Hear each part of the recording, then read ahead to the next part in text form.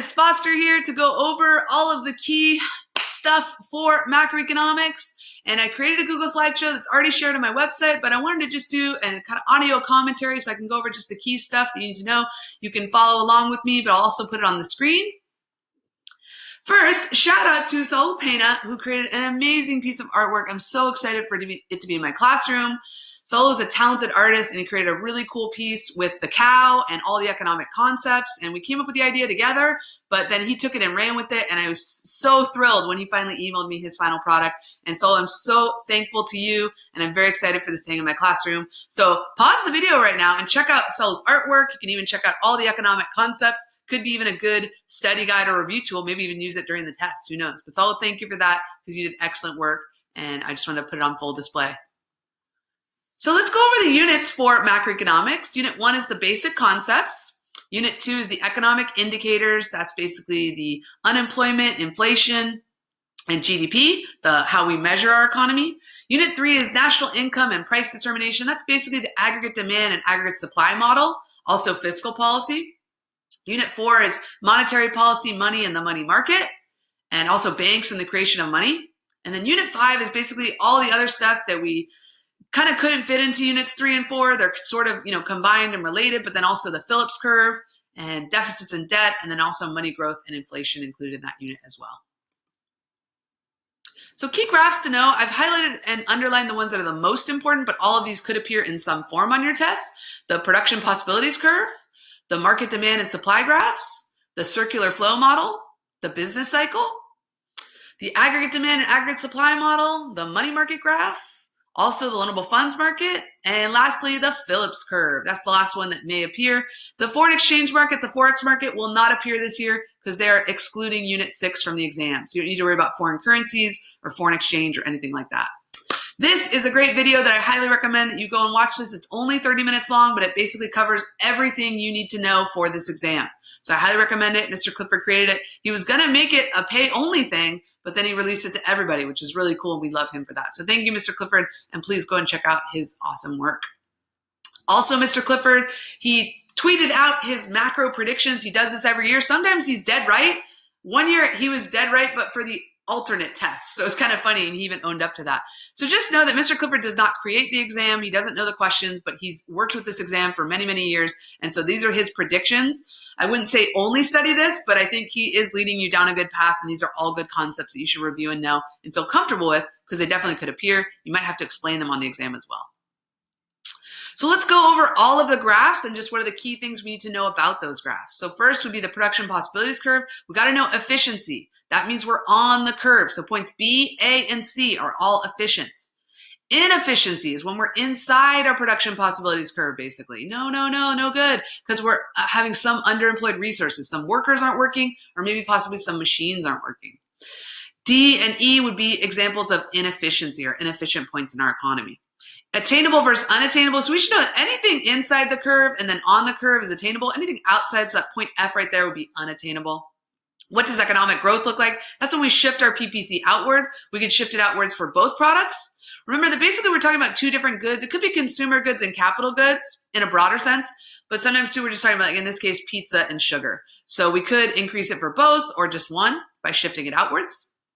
Demand and supply graphs, we should know that demand is downward sloping, that supply is upward sloping. We should know that price and quantity are our labels on the graph. We should also know that equilibrium is where X marks the spot, where those two things meet. And that if our price is too high, we deal with a surplus. If our price is too low, we deal with that shortage. Okay, aggregate demand and aggregate supply. This is unit 3. What you're seeing right now is aggregate demand and aggregate supply in long run equilibrium. So keep in mind, you'll have to know what it looks like in recession and inflationary gap as well. Knowing what happens in the long run and short run as far as aggregate supply, then the long run prices are flexible. That's why our long run aggregate supply curve is a vertical line, whereas in the short run, it could be one of those resources could be fixed, like wages could be fixed in the short run. We should know what shifts AD, that's CIGXN, any changes in consumer spending, investment spending, that's businesses, could be government spending, or it also could be net exports. For AS, the shifters are RAP, so resources, actions of government, and then also productivity or technology. We should also know the effects of fiscal and monetary policy actions. So fiscal and monetary policy, you can use this graph to show the effects of both. And basically what you're going to see for fiscal and monetary policy in this graph is that both of those are trying to shift AD. Fiscal policy does it more directly through taxes and spending. Monetary policy does it through affecting the money supply, which affects interest rates, which then affects investment, which then affects AD basically. So it's more direct, but it still has the overall goal of shifting AD either left or right, depending on what economy that we're in. The money market graph. So we should know that it's got the nominal interest rate. You've also got the quantity of money. Money supply is vertical. Got to know that. Also demand of money, downward sloping. That the equilibrium interest rate is where those two meet. We should know that basically when we shift money supply or money demand, it's going to change the equilibrium interest rate. It could rise or fall, and there's going to be effects after that as well. What you're seeing on the right here is we're seeing expansionary monetary policy. They're increasing the money supply to decrease interest rates with the overall goal of affecting the investment levels and increasing AD. Next graph we're looking at is the loanable funds market, which was a new graph, but it is very similar to market demand and market supply. It's basically the market demand and supply for loans. So the labeling is a little bit different. Instead of price and quantity, we have a more specific price. So it's real interest rate, because it's not determined by the central bank, it's determined by the lenders, and it's quantity of loanable funds. So what's different from the money market is that the supply in the loanable funds market is upward sloping. It's not a vertical line because it's not set by the central bank, it's set by lenders and market forces. And then we should also know that what happens when we shift the demand or supply, basically any shift in supply would be because of savings, increased or decreased savings, either national or it could be private.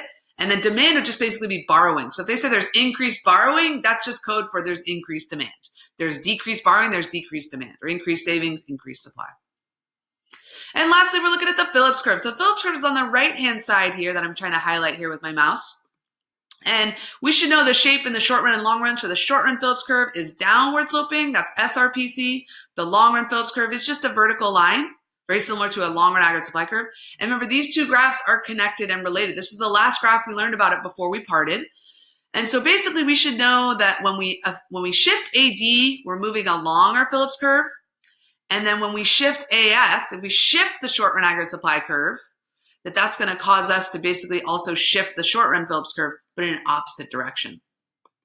So if SRAS shifts right, we know that SRPC will shift left.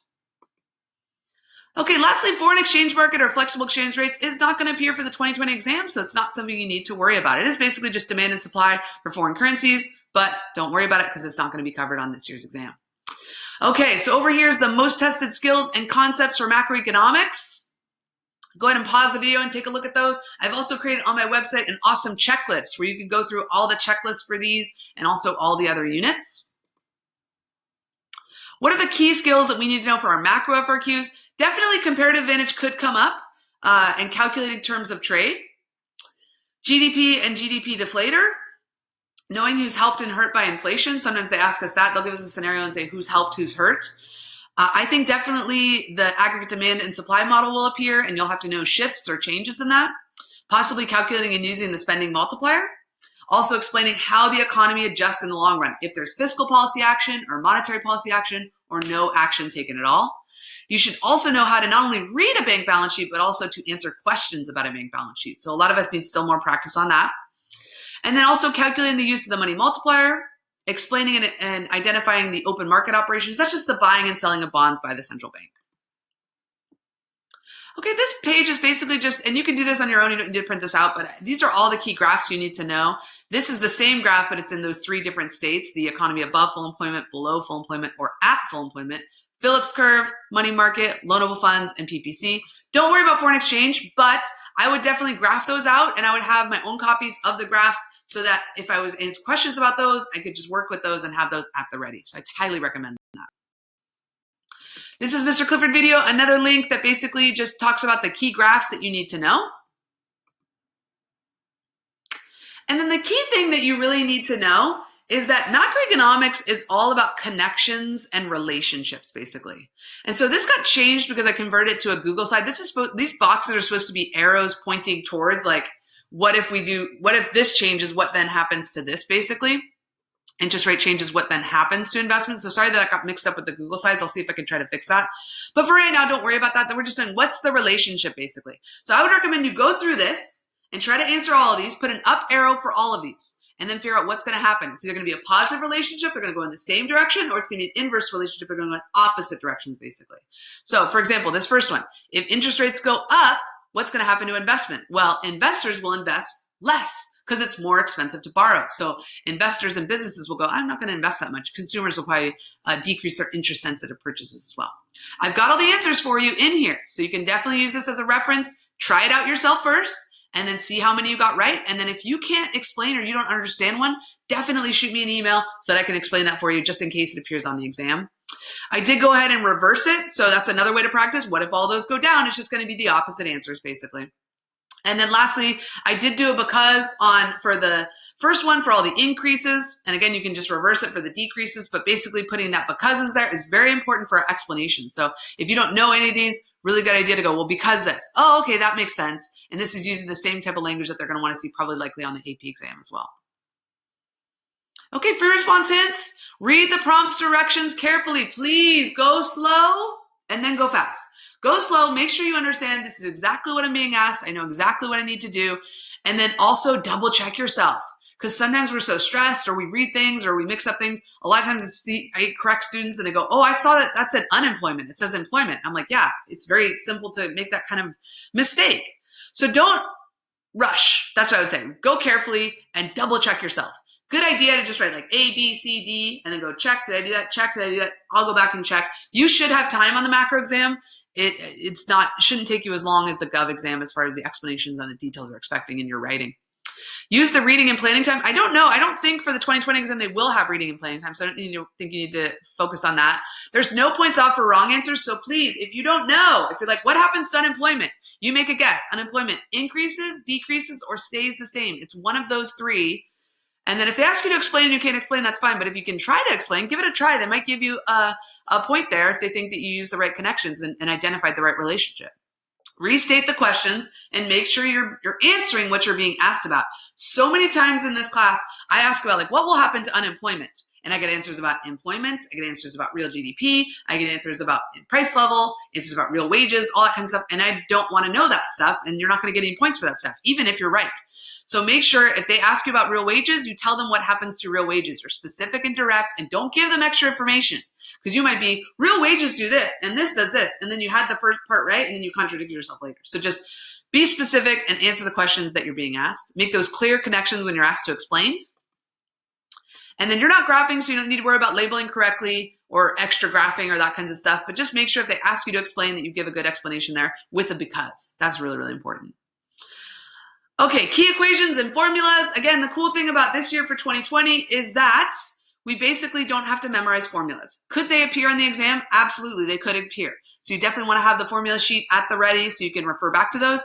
And if you're asked about a formula, make sure you show your work and your response. Make sure I did this times 100, that equals this. Make sure you show that. Cool thing is too, is you can use a calculator on this one too.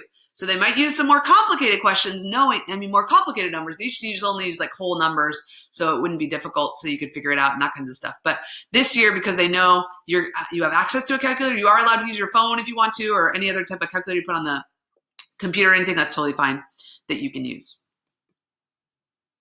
Multiplier formulas, just know that MPC plus MPS equals 1, because you can either basically spend or save your income. The spending multiplier is 1 divided by MPS, that's caused by any change in spending.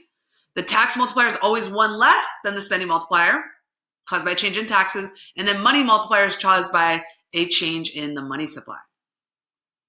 Okay, that's it for this first overview, this first video. So thank you guys so much for watching. Please comment below if you have questions. Please email me. The test for macro is on Thursday, it's on Thursday, May 21st. The Thursday, May 21st, it's coming up soon. You can still study, you can still review, keep working hard, and look out for my next videos. Have a great day, Vikings.